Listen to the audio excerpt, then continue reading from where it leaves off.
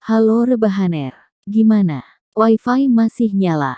Sekarang kita bakalan ceritain satu cerita tentang sebuah lagu anak kecil yang sampai saat ini masih misteri. Langsung aja yuk kita dengerin ceritanya. Sekitar tahun 2004 datang keluarga kecil yang pindah di Pulau Jawa yang berasal dari Jakarta. Di sebuah rumah Jawa kuno yang kabarnya dulu pada zaman Belanda ada sebuah keluarga kecil yang tinggal di rumah Jawa ini dan mempunyai seorang anak perempuan yang bernama Nina.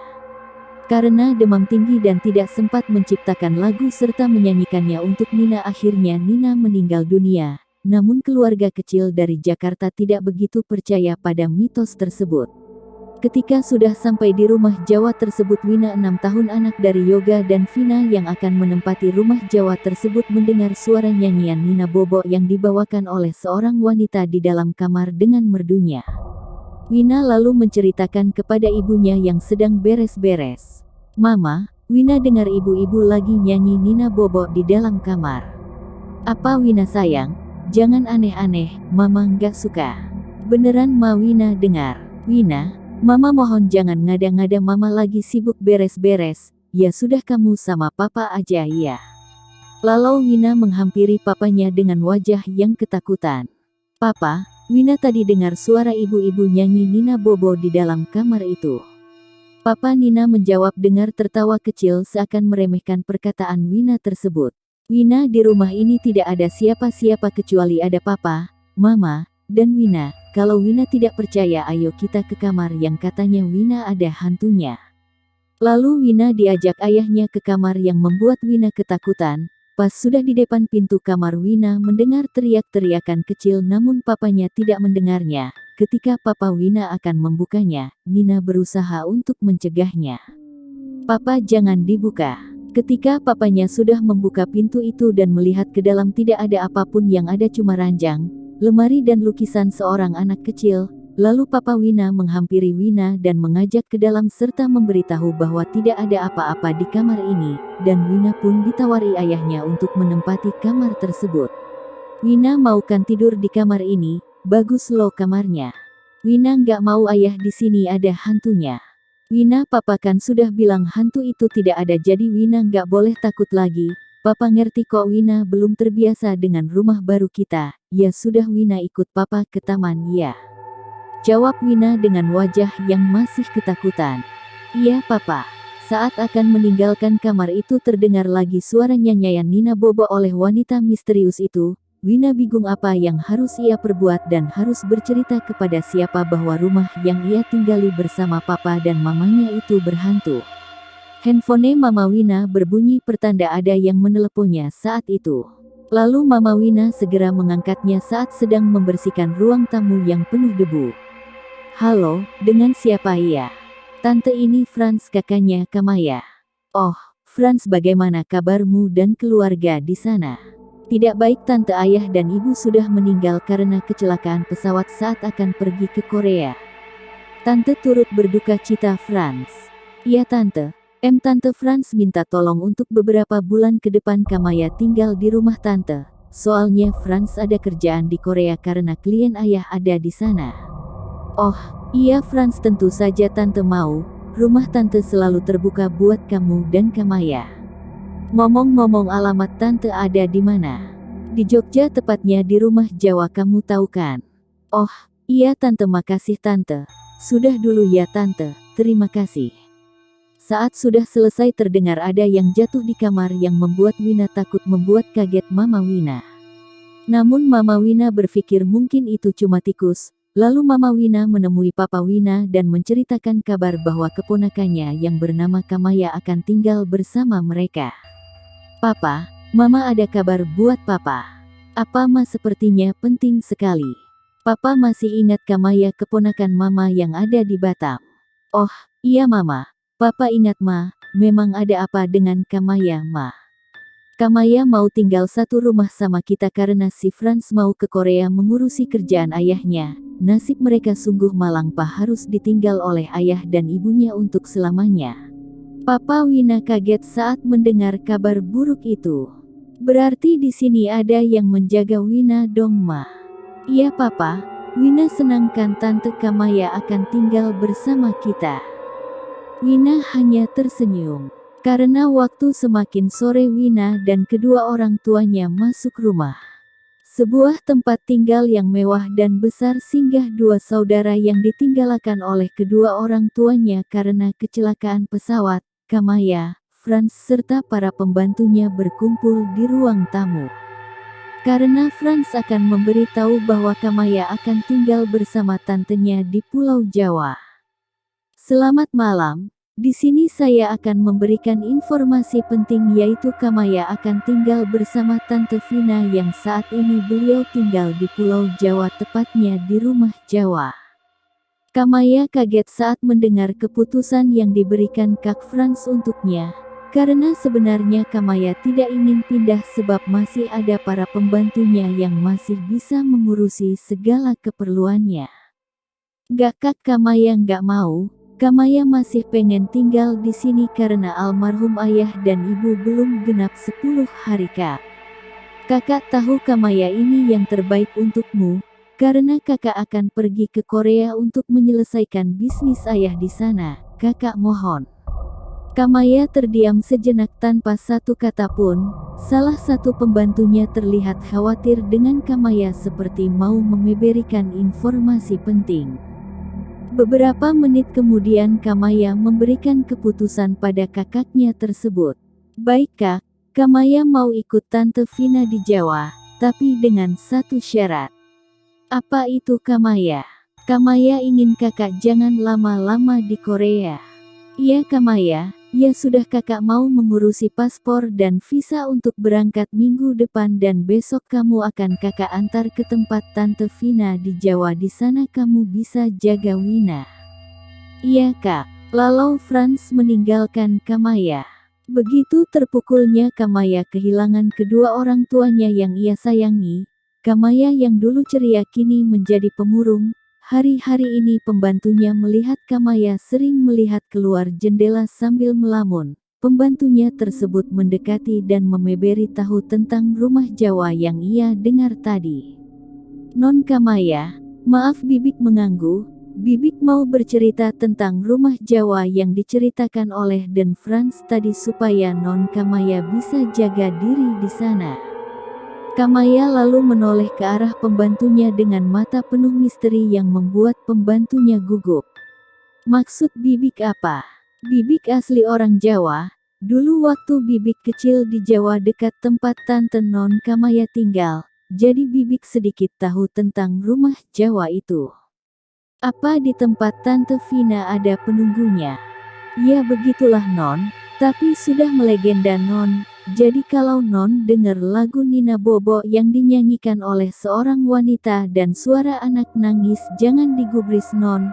Satu lagi Non, konon zaman Belanda dulu ada seorang keluarga yang mempunyai anak yang meninggal karena demam tinggi dan anak itu tidak sempat dinyanyiin lagu.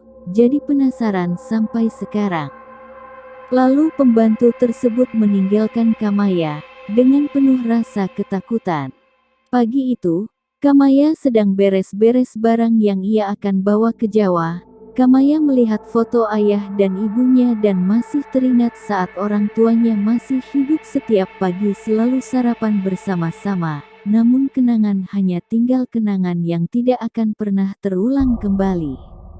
Kamaya, ayo kita berangkat entar ketinggalan pesawat, kata Franz. Iya Kak. Saat akan menaiki mobil Kamaya berpamitan dengan pembantunya yang sudah ia anggap seperti keluarganya sendiri. Bo, Pak De, Kamaya pamit ya. Iya Non, inget ya, hati-hati di sana.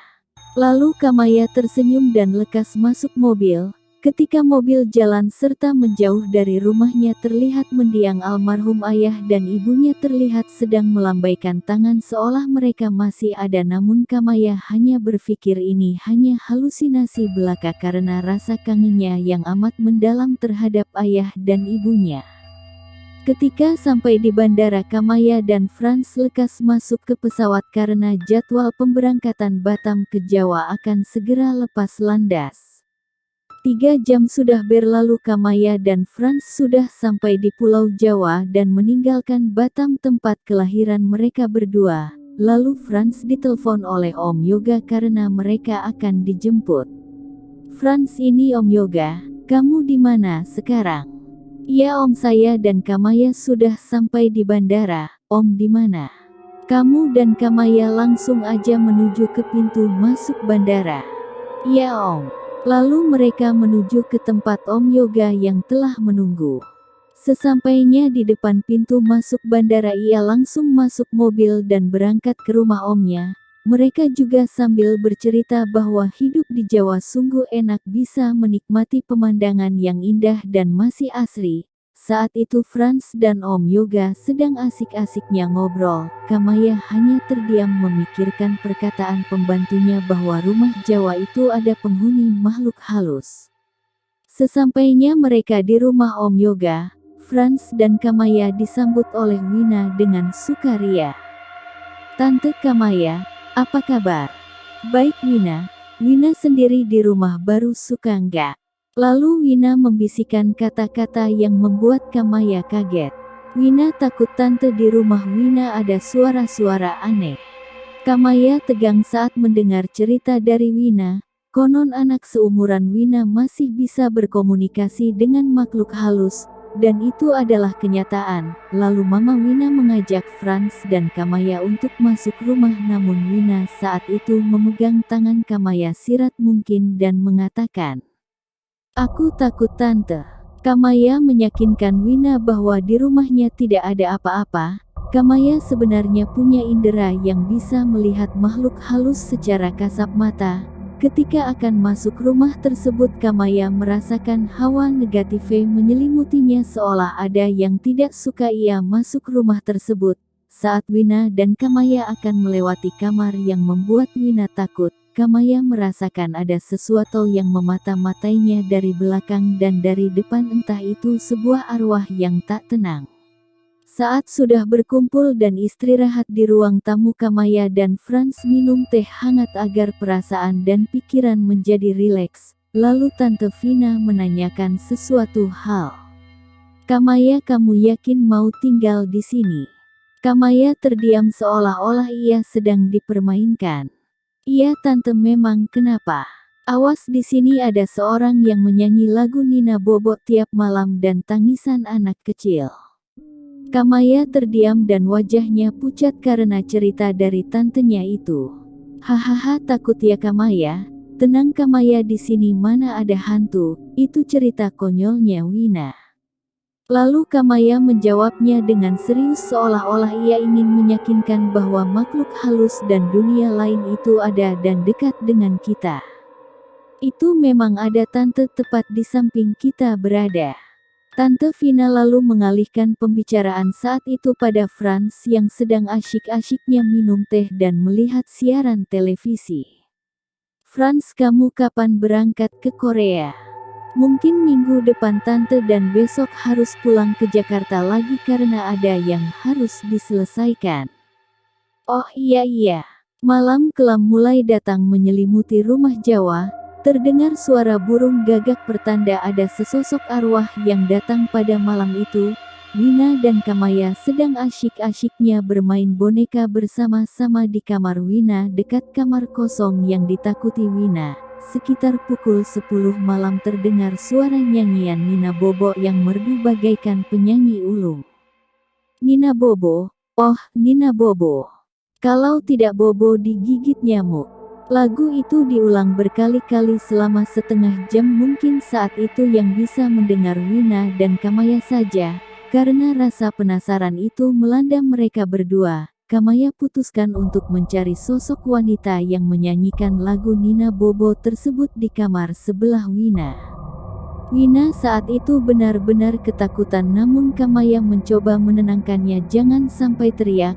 Kamaya keluar kamar untuk menuju ke kamar yang misterius itu. Sesampainya di depan pintu, suara itu tetap tidak menghilang, malah tambah keras. Tangan Kamaya bergetar hebat saat akan membuka pintu dan, "Kak, jangan dibuka." sahut Wina sekeras mungkin membuat semua penghuni rumah terbangun oleh suaranya. Kamaya terdiam saat Tante Vina sudah ada di sampingnya dan datanglah Om Yoga serta Kak Franz.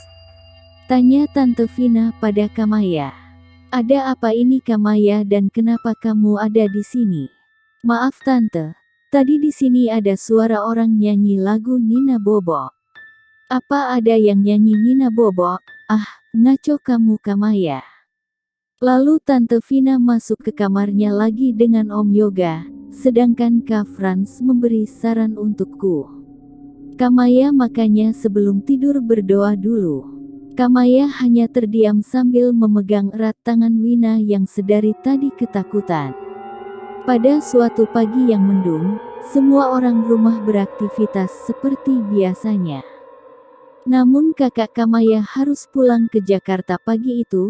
Sebenarnya berat untuk meninggalkan Kamaya di sini, namun apa daya Franz karena harus meniti masa depan yang lebih baik agar tidak menyusahkan keluarganya atau orang lain. Kamaya Kak Franz pamit ya, kamu jaga diri di sini, jangan malas-malasan ya. Iya Kak, tapi Kamaya juga pesan kakak harus percaya dengan cerita Kamaya bahwa di rumah ini tidak beres. Maksud kamu apa Kamaya? Oh, tidak Kak, sahut Tante Vina dan Om Yoga. Hati-hati di jalan ya Franz, kalau sudah pulang nanti kamu mampir ke sini.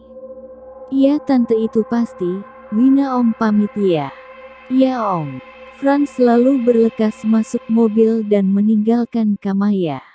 Terlihat begitu sedih Kamaya saat itu, namun, demi kebaikan kakaknya dan dirinya kelak, Tante Vina mencoba memberi motivasi agar Kamaya semangat dan selalu ceria. Tenang Kamaya, kakakmu tidak apa-apa, ayo ikut Tante masak di dapur sama Wina. Iya Tante. Saat akan ke dapur harus melewati kamar yang misterius itu terdengar suara anak kecil nangis. Kamaya berhenti sejenak mendengarkan suara itu semakin didengar semakin keras, dan pada saat itu dikagetkan oleh Tante Vina. Hayo, ngapain Kamaya? Tante dengar suara tadi. Suara apa? Gak Tante. Tante Kamaya pengen pindah kamar ke kamar kosong ini, nanti biar Kamaya yang bersihin. Wina sepertinya berusaha tidak mengizinkan karena takut hantu wanita itu akan marah pada Kamaya. Jangan Kak Kamaya, nanti hantu wanita dan anak kecil itu marah. Lalu Tante Vina mengalihkan pembicaraan lagi karena masih tak percaya dengan adanya makhluk halus. Udah apaan sih kalian debat yang gak penting, ya sudah Kamaya boleh menempati kamar itu. Saat Kamaya sedang beres-beres baju di kamar Wina, Wina datang menghampiri Kamaya dengan membawa serenteng bawang putih untuk Kamaya agar tak diganggu makhluk halus yang selama ini sering menampakkan diri. Kak Kamaya, aku punya sesuatu buat kakak biar nggak diganggu hantu itu lagi. Terima ya kak, aku udah susah payah buatnya. Jawab Kamaya. Iya Wina sayang, makasih ya. Oh ya, ikut kakak yuk bersih-bersih kamar. Wina.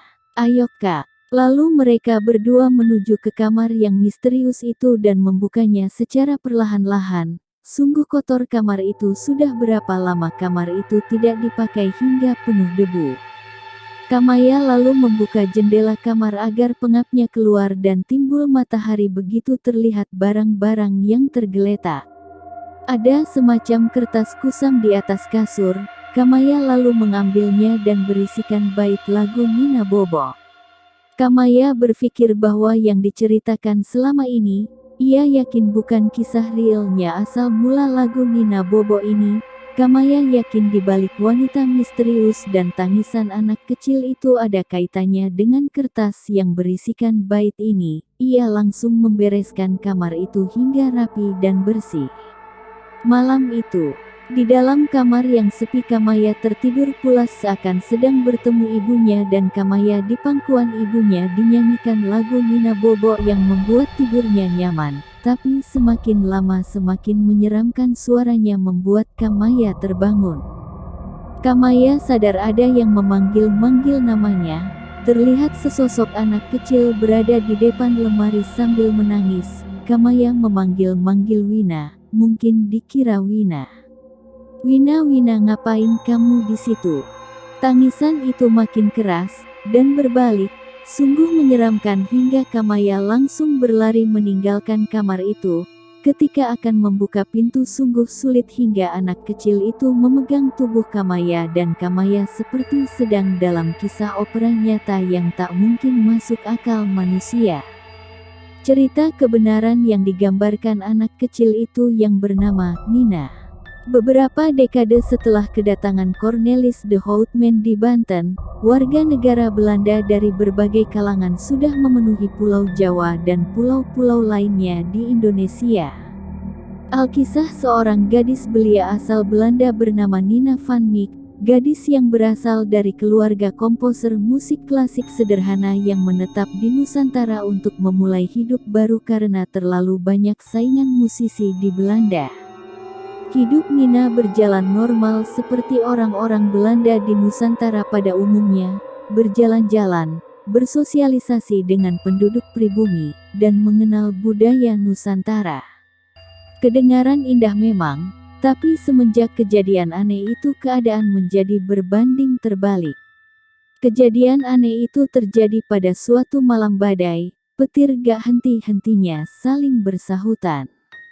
Dari dalam kamarnya Nina menjerit keras sekali, diikuti suara vas bunga yang terjatuh dan pecah. Ayah, ibu serta pembantu keluarga Nina menghambur ke kamar Nina. Pintu terkunci dari dalam, akhirnya pintu itu didobrak oleh ayah Nina. Dan satu pemandangan mengerikan disaksikan oleh keluarga itu.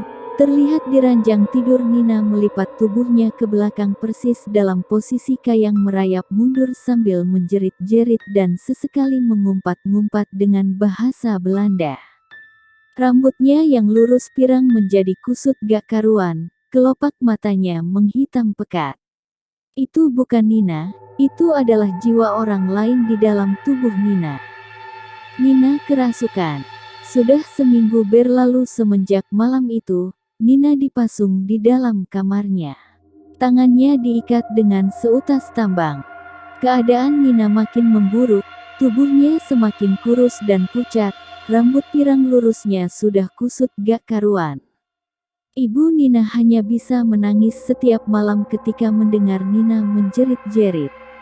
Ayah Nina gak tahu harus berbuat apa lagi, karena kejadian aneh seperti ini gak pernah diduganya. Karena putus asa dan gak tahan melihat keadaan anaknya, ayah Nina pulang ke Belanda sendirian meninggalkan anak dan istrinya di Nusantara. Pembantu rumahnya pun pergi meninggalkan rumah itu karena takut. Tinggallah Nina yang dipasung dan ibunya di satu rumah yang gak terurus.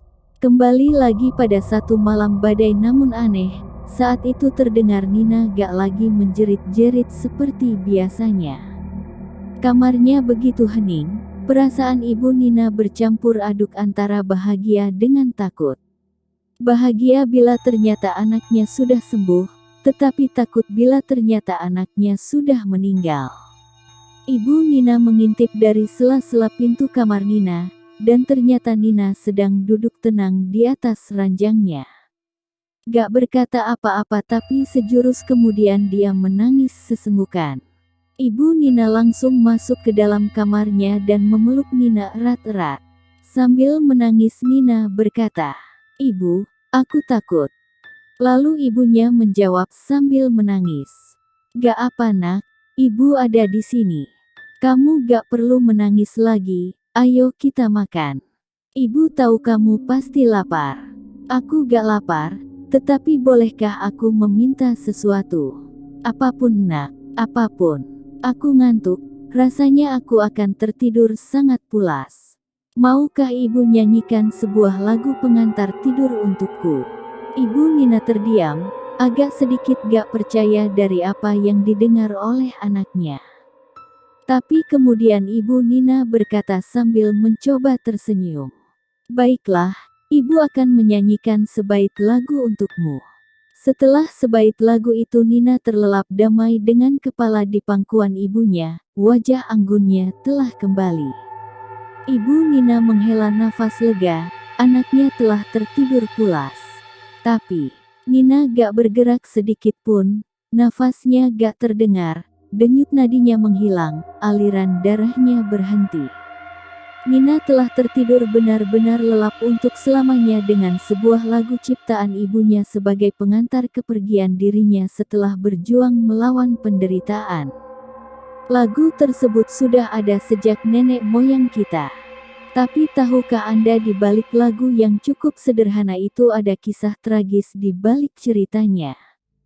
Kelihatan memang gak ada yang ganjil dari lagu tersebut, tapi pernahkah Anda coba bertanya pada seseorang tentang siapakah gadis bernama Nina dari lagu tersebut?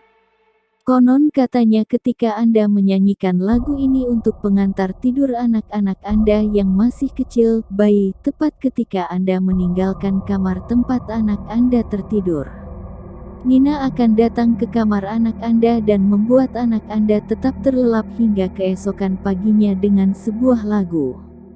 Ketika Kamaya sadar ia ingat bahwa semua ini terjadi agar pandangan mitos ini bukan sekedar mitos tapi memang kenyataan mulai dari terciptanya lagu dan kisah-kisah tragis.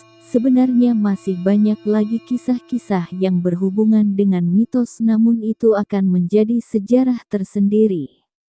Dan ingat satu hal lagi bahwa dunia lain itu ada percaya atau tidak percaya itu kenyataan ada tapi kita sebagai manusia harus percaya pada kuasa Tuhan. 5 bulan kemudian, semenjak kejadian yang Kamaya alami ia sudah tidak takut lagi dengan suara anak kecil nangis dan suara nyanyian Nina Bobo dari ibu Nina.